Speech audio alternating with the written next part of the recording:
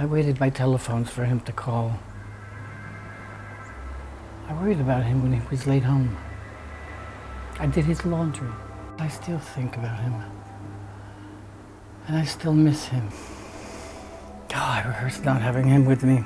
Imagining life without him. Trying to make sure it wouldn't hurt so much when he wasn't here anymore.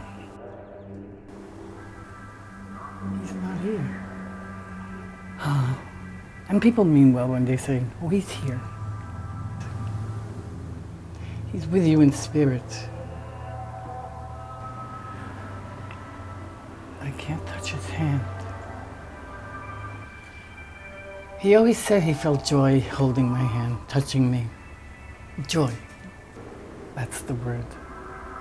My hand on his shoulder. His pulse, warm and strong.